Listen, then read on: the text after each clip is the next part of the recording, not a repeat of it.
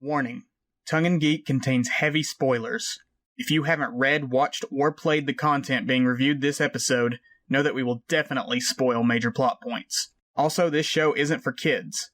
We use words like and it would take too much time and effort to edit them all out. Please don't tell our moms.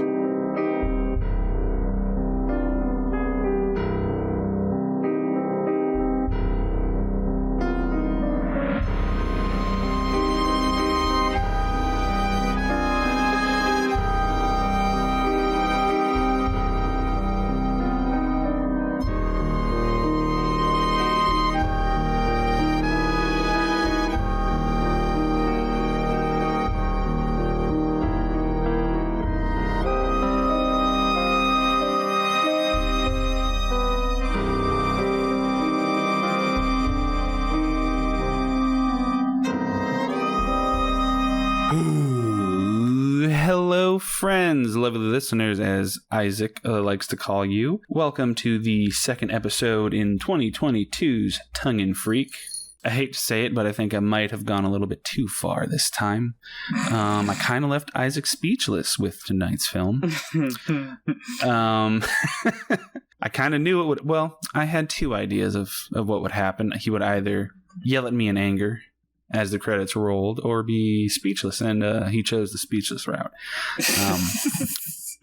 We are talking about Peter Jackson's splatter classic from 1991, Brain Dead, as it's known in native New Zealand, or over here in the States, Dead Alive. Where to start with Dead Alive? Where to start with Dead Alive? It has the reputation of being the quote-unquote bloodiest / goriest movie ever made. I don't know how to scientifically quantify that. I think it's based on the amount of film. I looked up some trivia. Yeah, based on the amount of film, like fake blood they used. There was 300 liters of fake blood used in the final scene alone. Which is 80 gallons converted. Just insane amount. That's a lot of goddamn blood. Yeah.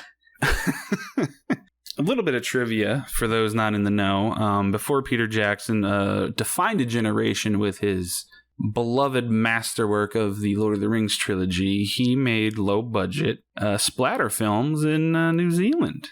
Completely different vibe than what you would expect from somebody who made the Lord of the Rings movies. Yeah. But when you told me this was a Peter Jackson film, I was like, oh?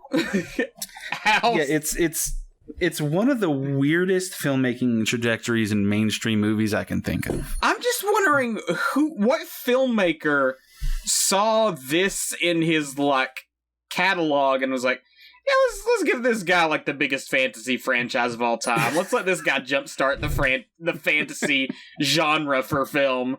To be fair, it's not like he went directly from Dead Alive to Lord of the Rings. No. He had movies in between that became slightly more accessible as he went on.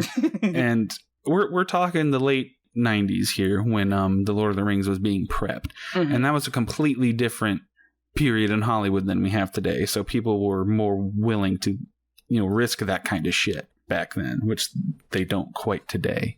But fucking Dead Alive. It's been a long time since I've seen it. It's one of those movies that has a VHS cover and horror fans of a certain age, Gen Xers and millennials, they have those movies that they know that they see the box art in the video store and it kind of leaves an imprint in their mind, oh, that looks like something. It's got the little skeleton inside of a mouth, right? Yeah, it's just like this lady's mouth, and she's pulling her mouth open, and there's a skeleton inside. I had always seen that box art, which has nothing to do with the film. That imagery never appears.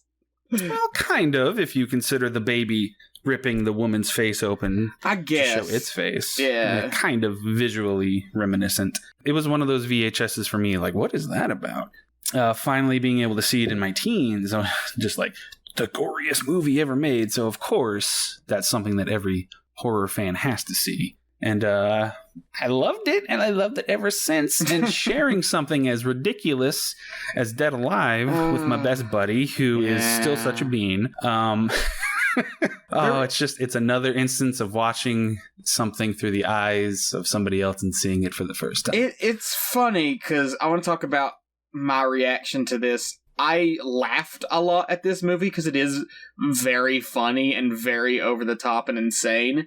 But there was literally a moment in the finale when he's like, got them lawnmower and he's just going through tons of zombies and blood and limbs are going everywhere, where I just went quiet for a moment and I was like, Tyler, this is a bit much. Which I predicted. I'm like, I was thinking before we watched it, what would be the point where Isaac would just sit back and be like, Tyler, come on, why are you making me watch this? And I'm like, it's probably going to be the lawnmower bit. And I was right on the money. Like, there was a period early on where I was like kind of cringing. And then there was a period maybe for a good 30, 45 minutes of the film where I was kind of vibing with it, where I was like, yeah, okay, this is super gory, but it's also like cartoonishly so, to the point where I'm just laughing at it because it's so silly. And then it kept going, and I was like, I came full circle back to the cringe, and I was like, well, okay, this is where we're at. What's hilarious is that the BBFC, the British something film commission, can't remember the specific title, they love the movie.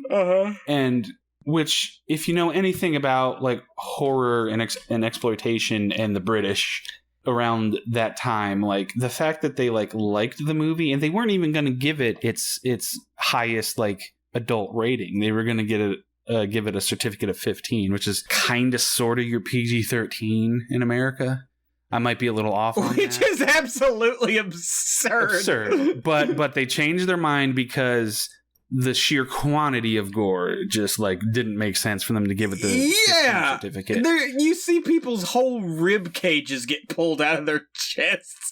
There's a living pile of organs and intestines that just moves around and chases a guy for a good 20-25 minutes in this film. There's no way it needs anything less than an R. You picked up on it though. It's a cartoon. It's Looney Tunes. It's over the top. It's gore that's so ridiculous and so silly. It's not meant to scare and disturb so much as it's just to make you like gawk at it and be like, oh my god, this is so ridiculous. Well, it goes back and forth. It goes back and that's the reaction a lot of people have with it. Yeah. It goes back and forth between being absurd to the point of being funny and then absurd to the point of just being flat out gross. Because it's like it pushes so hard all the time. It's at 11 in the start and it's at a good 21 by the end. And like there were points where I was like, okay, yeah, I'm vibing with this. It's so ridiculous. But I don't know. It just kept going and going and getting harder and harder on it. I'm like, oh my fucking god, Jesus, stop! This isn't funny anymore. It's just gross.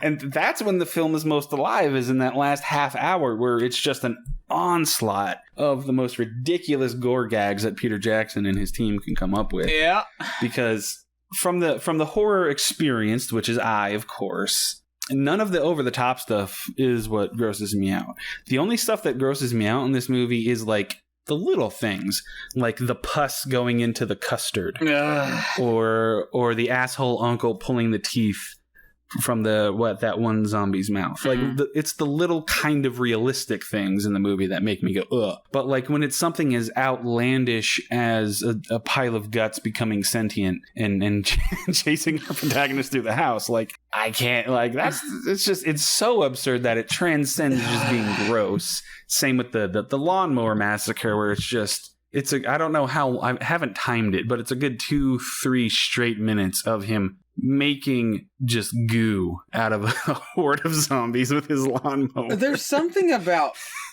guts in particular, organs and stuff, that grosses me out. Like, I can see as much blood as you want to put in there, and I can see as many severed limbs as you want to put in there.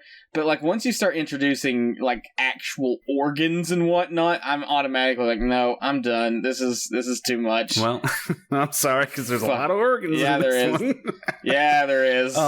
I guess a quick story recap, because we don't really need to go in depth on the plot here, because Peter Jackson is absolutely obsessed with King Kong. He remade it. The beginning starts on Skull Island, where a zoo manager man is trying to take the dangerous Sumatran rat monkey to the zoo. And he's trying to take it off Skull Island, and they're warning him, like, dangerous, no, don't do it. He gets bit, he's infected. The indigenous islanders are like, well, you got the bite, and so they fucking murder him. It's one of the first really funny gags in the movie, where they keep noticing the scratches and bites on different parts of his bodies, and they just keep lopping them off. Yeah, they see one on his arm, chop off that arm. They see it on the other arm, chop off that arm. See one on his head, fucking axe him in the brain. He's dead. And that right there just kind of clues you in. Sets the tone for the whole film. Also, the fact that he pulls out a fucking submachine gun on the natives. And he's like, I'm a goddamn zoo manager. And he just starts firing on these Skull Islanders. They bring it to the zoo, and our protagonist, Lionel, who is in a very, very bad toxic relationship with his mother. He's just completely whipped, wet blanket wrapped around her finger, does whatever she wants. One of the local girls becomes infatuated with Lionel because of a tarot reading. They're on a date at the zoo. The rat monkey attacks the mother who is spying on them because she's jealous. Gets bitten. She starts slowly turning into a zombie and infecting everybody around her, while Lionel desperately tries to keep it under wraps and keep the situation under control, until eventually it explodes into the orgy of violence that is the last half hour of the movie at a party that his shitty asshole uncle is throwing because he's trying to take the inheritance that was left to Lionel by his mother. I want to talk I want to talk about that tarot thing early on, and this is probably going to go into a discussion about the character work in here, but like Paquita, who's the love interest in this film, she starts off, the first time we see her, she's got like this crush on, I guess, a delivery guy for her family store. Yeah. His name's Robert or Roger or something like that. He's just a delivery guy. Nothing special about him. She asks her grandmother for a tarot reading, which seems sort of strange in and of itself, because I actually looked up what tarot deck they're using, and the one they're using is like Aleister Crowley's. Yeah, it's the Crowley's, which is like from like 10, 15 years before this film's setting takes place. So it's not like, oh, this ancient mysticism. It's like, no, you picked one that was from like the 1940s in a film set in the 1950s. It's basically a set of playing cards. The grandmother says, oh, you're going to meet a man and he's going to be a knight. And Paquita looks at the card and she's like, that doesn't look like Roger. And her grandmother's like, that's because it isn't. And suddenly she just immediately falls in love with our protagonist Lionel because his fucking pencils and shit that he knocks over falls in the shape of a star. When it's just Paquita is so like immediately like, I give up on my current romantic interest because the tarot card said I'm gonna fuck Lionel. I am all 1,000% about what the tarot says. Me and Lionel gonna bang because they said it. Well, because the entire tone of the movie is completely cartoonish and outlandish. Mm-hmm. The character work is very, very broad, and it's not meant to be taken all that seriously, if seriously at all. Mm-hmm. It's all very, like, she wants to be in love, she wants to find love. She's horny! Paquita is thirsty. She and Lionel are drink bad. The facial expressions these actors do in this film is so goddamn horny.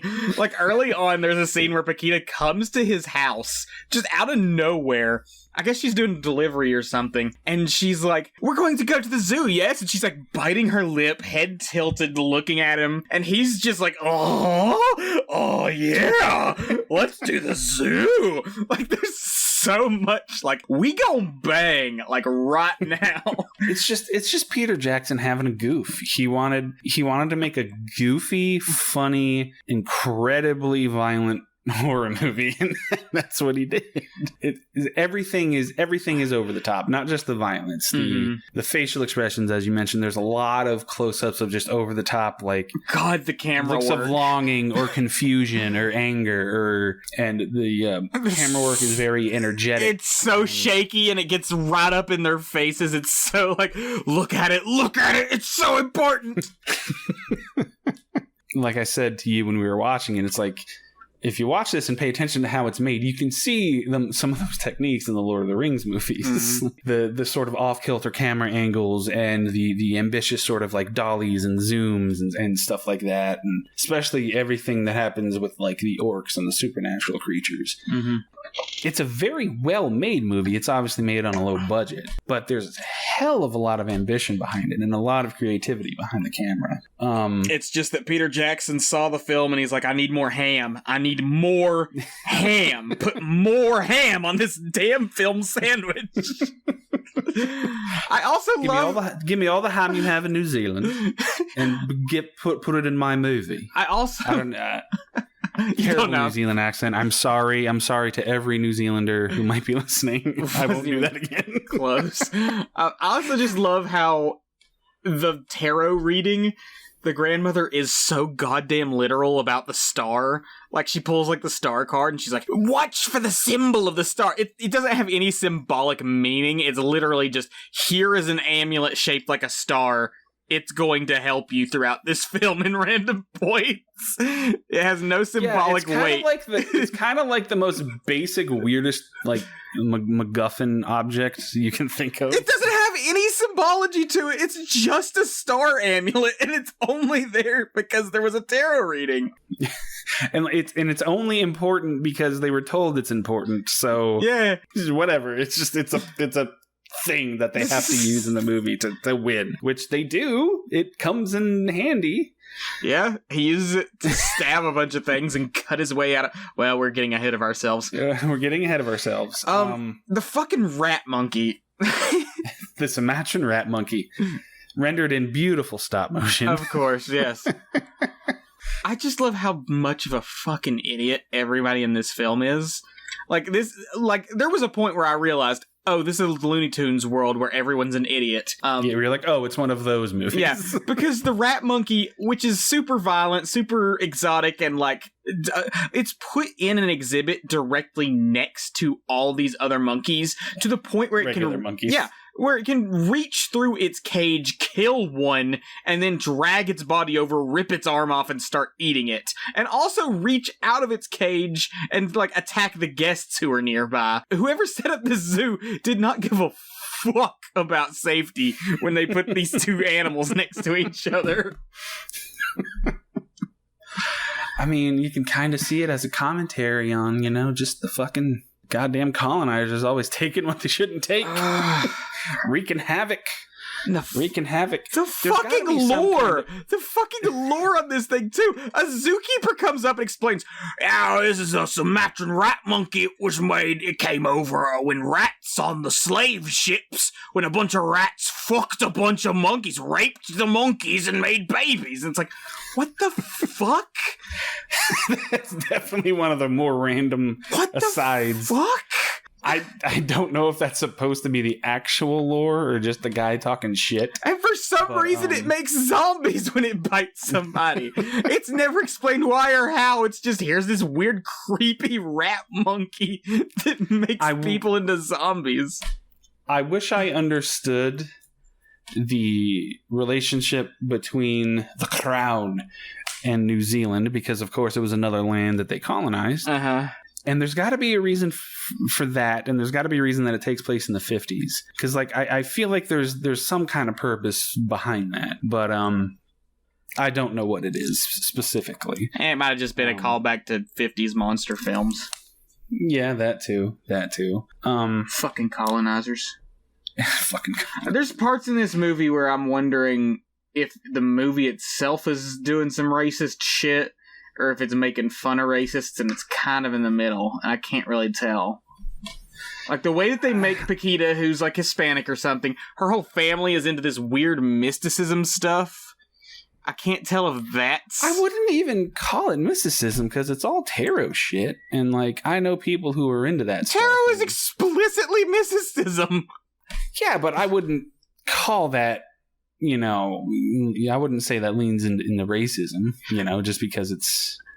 I think you're looking at it at a modern lens. I think there's definitely a history where people would look at this sort of mysticism of like, oh, it's strange and supernatural, and they tied it to foreign, non-white entities. Sort of like how in Gremlins, you get all the mysticism around the Mogwai and whatnot. It's like, oh, those Easterners with their strange creatures and magics. It's like, yeah, there's some problems there. Yes, that's true, but in the context of this movie, the mysticism is the only thing that saves the day and helps them out. There are times when Paquita is slurred at and made fun of by Lionel's mother, the uncle, for being foreign, and of course that's not portrayed in a positive light. Of course, because yeah. The mother and the uncle are the human villains of the story. The movie tells you explicitly how much it hates the uncle character because he's disgusting, he's an attempted rapist, and he gets kicked in the balls 5 separate times in the finale just to hammer home how much of a piece of shit he is. So you could just chalk it up to just, you know, just off-color humor, I think, really. Yeah. But as far as... I wanted to get into the narrative structure. The first time I watched this movie, with the knowledge in my mind that it's considered the goriest movie ever made, I was really enjoying it my first viewing, and of course there's gore and grossness throughout, but I'm like, yeah, this is gory, and yeah, this is gross, but like, goriest movie ever? I'm not seeing it. And then the party scene happens, where if you're not prepared for it, like my buddy Isaac here, it kind of blindsides but like, this is when the craft of the movie really shows itself, because there are so many gags and so much just creativity in how we're going to mutilate a zombie, what we're going to do with body parts and everything like that. It's just like, you can't help but be like, this is genius. Because it is genius. Just the planning and the execution that went behind capturing all this in camera, because there's no CGI or anything. This is all practical rubber effects, and latex and blood and forced perspective and camera tricks. And it's just like, it's a sight to behold. I'm gleeful at everything that they accomplish in this movie, because no matter how many times I see it, I always forget just how much it throws at you. The whole time watching it with you, I was just like, oh my God, I forgot about this part. Oh my God, I forgot about it. Just like when, what's the part I'm thinking of? When one of the girls at the party gets backhanded, one of the zombies gets backhanded into the light bulb and it jams into I was just thinking that. Lighting up. I'm like, oh, I forgot about that part. I love that part. What a great visual. When there's the guy who gets his face cut in half, where like his lower jaw is missing and his top half is just sitting there on the floor, and it keeps getting kicked around the room during like the big finale. as the camera follows it as it's like a hockey puck through the room. There's just so much happening the entire time, and it's like, holy crap. And like, no wonder he landed the Lord of the Rings job, because look at the take out the nasty violence of it and just look at the craft behind it.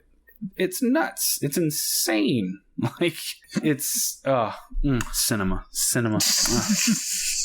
And just the overall outlandish comedic asides the film takes, because there's always just some crazy shit happening. Like, it never slows down. Yeah. And it escalates so quickly. Like, oh my God. Like, the moment that the priest character comes out. I was gonna say. Okay, so like, the mother she got bit by the rat, she gets turned into a zombie, and Lionel tries to cover it up for a while, but then everybody thinks she's dead after Lionel like pumps her full of sedatives. And, like, they're at the fucking funeral. Lionel's going into the fucking mortuary to just check to make sure, oh, is she actually dead? And he finds out that they left her there with this big, weird embalming machine. Like, they forgot to turn it off, and she still looked up, and she just explodes into embalming fluid. Even that doesn't kill her, as she breaks out later in the middle of the funeral, and yet everybody still seems to think she's dead for some reason. They bury her because he had the poison he's been getting from the Nazi veterinarian who's supplying him with poisons. They bury her, and then there's a whole scene in the graveyard where Lionel's like, I have to make sure she's gone. And a bunch of these, like, teen punks show up and start beating him up and start pissing on the grave. She comes out of the grave and, turns a bunch of them into zombies. And this priest who was there who did the service, who's been just kind of a jackass priest, who's like, oh, I'm fed up with this, but it's my job, I have to do all this. He sees these zombies and he's like, time to kick ass for the Lord! And he just starts kung fu kicking the shit out of these zombies out of nowhere! Just fucking karate chop action, just jumping through the air, beating the fuck out of these things. They can't land a finger on him. And then he accidentally... He literally kicks their limbs off with the force of his kung fu. And he don't give two shits. And the only reason he gets turned is because he kicks one of their heads off so hard it flies up into the air, lands back down on him, and bites him. This guy almost ended the movie early, and I was like, what the fuck? Where'd he come from? I knew if the movie was going to win you over in any way, it would be during the I kick ass for the Lord scene. Because it just... There's no lead up to it. There's no hints that this guy's like a kung fu action hero before this scene. He just pops in. And those are the kind of curveballs that just make the movie so endlessly entertaining to me. Because you think, oh, okay, the mom's a zombie. She's turning people into the zombie. That's going to be what it is the whole time. And then I kick ass for the Lord Kung Fu Priest. And then, okay, he's got a bunch of zombies at the dinner table that he's trying to make act normal. Oh my god! Lionel's broken! Lionel as a character is out of his fucking mind. He's trying so hard to pretend that everything's okay after his mother comes back from the dead and like half a dozen people have been turned into zombies. He's just got them all tied up. He's tranquilizing them. He's feeding them and trying to keep them normal. And meanwhile, the priest zombie and a nurse zombie start fucking and make a zombie baby. Yes. It's like, what the fuck is happening? The first victim of the mother is a nurse. Oh, God. So he's got mama zombie, nurse zombie, newly made priest zombie, and one of the punk zombies that the priest didn't kick into pieces. And I love how they made the priest the horny one, because it's just like that was celibacy, of course, so he's going to be horny in the afterlife. And they're just all like, wow. And then after the uncle comes in to kind of like threaten Lionel, he comes back, and then the nurse and the priest are fucking. He's got them all strapped down in the basement later, and you see that the nurse is pregnant. You don't see her give birth, but the baby attacks Lionel in the basement, and then because he's Lionel and because he's a fucking idiot, and I guess because of his deep buried trauma that we'll get to, his whole thing, I guess, is just trying to make this insane situation tenable and like act like a normal family. Mm-hmm. And like a normal son to his zombie mother, a normal host to the zombies that his mother made, a normal father and or big brother to the zombie baby that gave birth which he takes to the park in maybe the best scene in the film. Funniest fucking... I love good physical comedy. I don't think there's a lot of respect for just physical comedy. Yeah. And... He's pushing around a baby carriage. He's fucking flopping around down hills and stuff with it. He loses it at one point, goes flying. Like, he's trying to imitate this mother he sees, like, playing with her baby, and the zombie baby keeps biting him. He picks up the baby at one point, starts slamming it against the ground, against the swing set. Punching it in the face. And all the while, punching the baby in the face. Everyone around him is watching and doing nothing. Nothing about it. They're just watching him. Hitting it against, like, a swing set. And you can tell it's just a doll, but that's what makes it even funnier. Yeah. He's just beating the shit out of this thing. That baby is so invulnerable, though. All the other zombies... It's the strongest zombie. All the other zombies fall apart at the slightest touch. That one in particular just does not give a shit. Yeah, there's no internal logic to the durability of the zombies, because the baby is basically Superman. You can't hurt it. It's literally like Baby's Day Out, where it's just like walking around steel girders and stuff, and it can't be killed. There's a part you kind of blink and miss it where Lionel falls headfirst onto a zombie from the roof or the ceiling, and like the zombie he falls onto explodes like a melon. They're fragile, but at the same time, they kind of have to be super strong to tear people limb from limb. Yeah. Because, like, if they get your hands into your rib cage, they're pulling your rib cage out. Mm-hmm. Like, you know. Yeah. If you're stuck on one side of a door while somebody's trying to help you through, they're tearing the flesh off of your legs, and what comes through is just bloody skeleton bones. The powers of these zombies, as well as the process of turning, is horribly inconsistent, but it's fine because this film's so absurd. Lionel gets grabbed and thrown around so many times and should have been murdered and turned, but he just doesn't. The zombies don't necessarily have to, like, bite you to turn you. If you get, like, any of their blood in your mouth or anything like that, you can turn. Yeah, that was established because that's how one of the guys was ingesting the pus. And meanwhile, Lionel's covered in this shit, and he's just totally fine the whole time. Like, hell, Paquita kisses him while he's covered in blood. Like, twice! And, like, she should have turned. And the movie's just like, fuck that, they're the leads. God, I love this movie. There's also a girl who's... so absurd. There's a girl who's randomly important in the finale, who Paquita's with for, like, the better part of the finale, who I don't think she had a role prior to this party scene. She didn't. She's just somebody else. She's just kind of somebody else, and Paquita's trying to protect her, and she gets bitten, and it takes her, like, a good 30 minutes to transform into a zombie, whereas everybody else turned instantly. Oh, I don't know. Dead Alive rules have no rules. There are no rules. Fucking love when Lionel is trying to run from all the zombies and he's slipping on blood for literally 30 seconds. He's just doing the Scooby-Doo running in the air thing where he can't move. Another one of all of my favorite sight gags are with that fucking baby. Yeah. The baby's... I just love the dumb baby noises that make it the whole time. And the baby's straight out of, like, Gremlins or something. It's got, like, that vibe to it. Lionel thinks he finally killed the zombies before the party starts with this death poison. And of course he didn't. Yeah, and they're all buried in the dirt.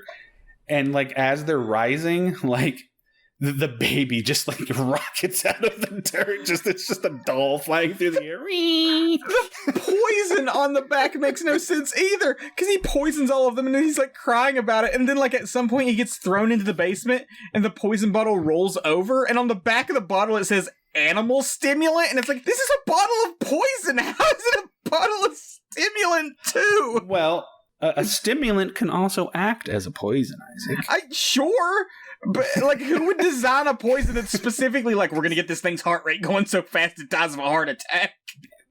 Because the goal here is to make everything funny and absurd at the expense of narrative or plot logic. Or logic, yeah, just any kind of logic. And when the intent is that clear and that technically well done, it works. Because when you know a filmmaker is committed to a certain tone and a certain idea and a certain style, they can do whatever the fuck they want because they have that vision already. With something like Dead Alive, all bets are off. There's no point in trying to to nitpick it because the movie scoffs at your attempt at nitpicking because it's like, well, what are you watching here? Like, you should know what you're in for. Yeah. Like, this is Dead Alive, people. You know, it's not your average horror film experience. Sure isn't. I also think the score is very good. I should have down who did the score, but I really love the music. And honestly, like, as pathetic and dumb as Lionel is, I like the guy. I feel bad for the guy. I want him to succeed. Oh, God, Lionel. Paquita should have just hung out with Robert or Roger or whatever the fuck his name was. Well, you think that because Paquita's my favorite character because she's the only one with any kind of semblance of common sense. Your mother ate my dog! Not all of it. Your mother ate my dog! Not all of it. Pulls the dog's tail out of his mother's mouth. Timothy Baum is the guy who plays Lionel. Oh. He has this just really good, like, oh, shucks, like, frumpy sort of sad sack part to him that, like, he doesn't become so pathetic that you hate him, at least in my opinion. He's just a completely, as you said, broken person. Yeah. He's broke.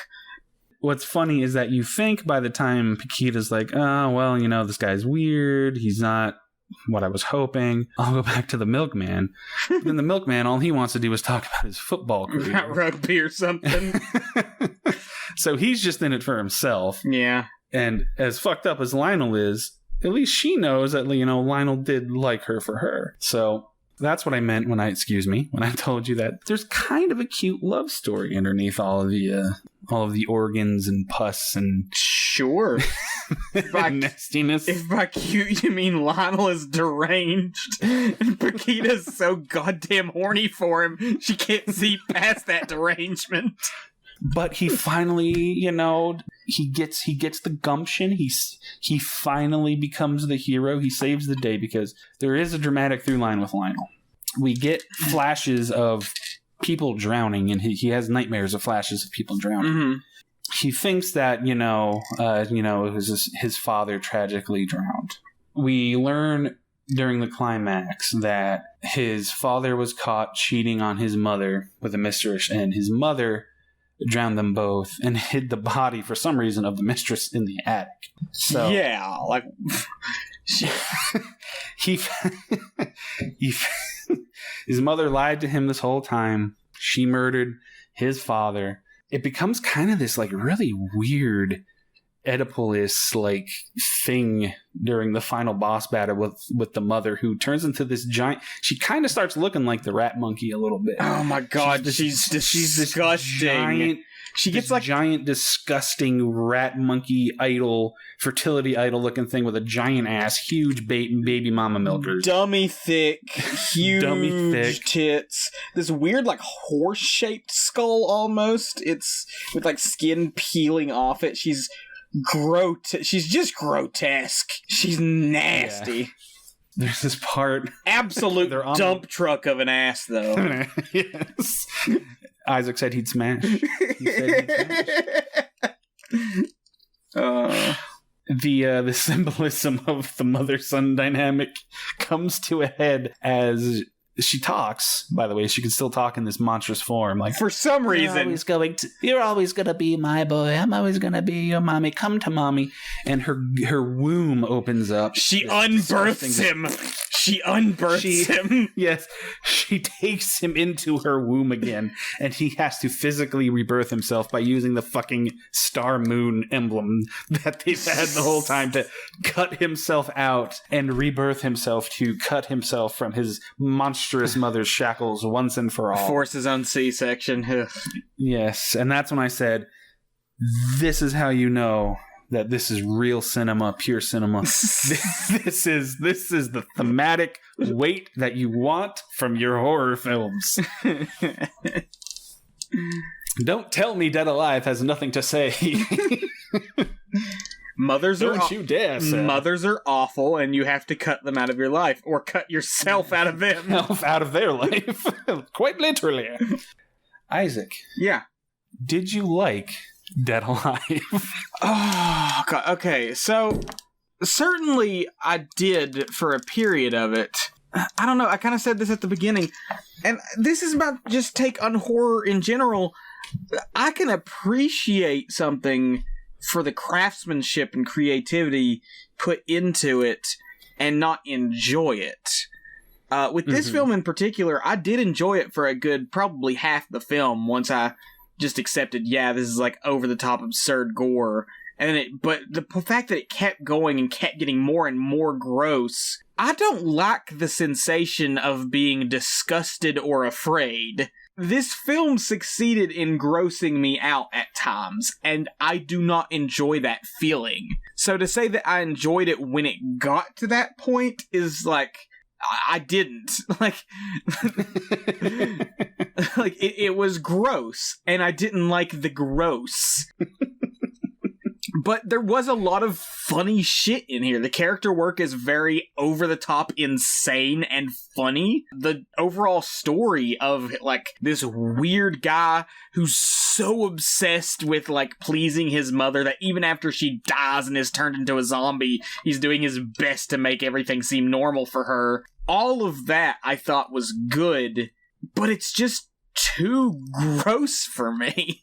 Like, I enjoyed watching it this one time, and I laughed at it a lot, but it's not something I'm going to revisit often, or maybe even again, just because it's like, I don't like that feeling of being grossed out. It's gross.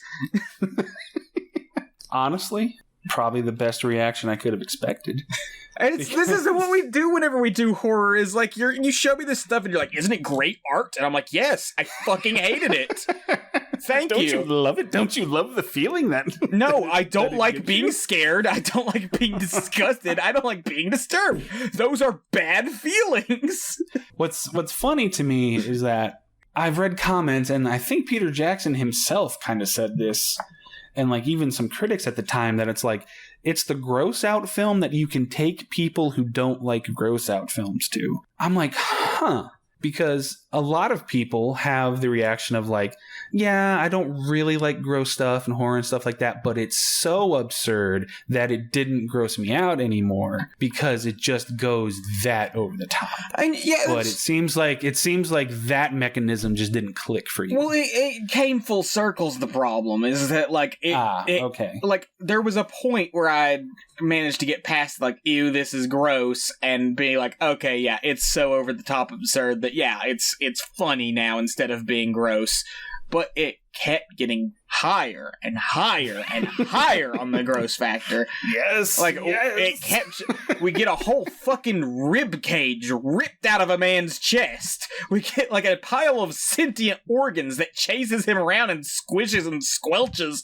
We get, like, this weird, grotesque mother monster with her sagging fat titties and her opening, like, her womb, which opens like a maw and eats a man alive. Like... That's disgusting. I don't want to look at that shit. And everywhere, any horror fan that's listening to this is like, yes, exactly. That's why it's amazing. I get it. I get the artistry. I get the creativity. I don't like the feeling of being disgusted. Which, you know, that's just the barrier that some people, they have. As much as I wish I could break that barrier for you, I don't think I'm going to be able to. I'm sorry I'm not a masochist, Tyler. I'm sorry. Oh, no. I'm sorry I don't like breaking myself. Don't go with the masochism. Don't go with that nonsense. Listen, you get off onto whatever you want to do to your psychology, but I don't. It's not my kink. Don't start perpetuating the horror fans or the weird psychologically messed up people thing. I'm not saying you're weird. Our whole life. You get off to whatever you want to, my guy. Stop saying get off, you fucking asshole. Stop saying the words get off. Whatever floats your dick boat, it's fine. I'm not judging. Prejudiced ass. Oh, boy. You prejudiced ass. I appreciate this film, and I enjoyed a good portion of it. That's all I could ask for. And I'm going to be real. I'm going to be real with you here. Mm-hmm. After we watched it last night, there was a good 15 minutes where I felt kind of bad. Where I'm like, oh, did I push him too far? Like, I know we have fun with this and he doesn't like it, and I get kind of a glee on exposing him to this kind of stuff. But like, did I go too far? Like, shouldn't I have not shown him this? I feel kind of bad. Like, maybe I should tone it down.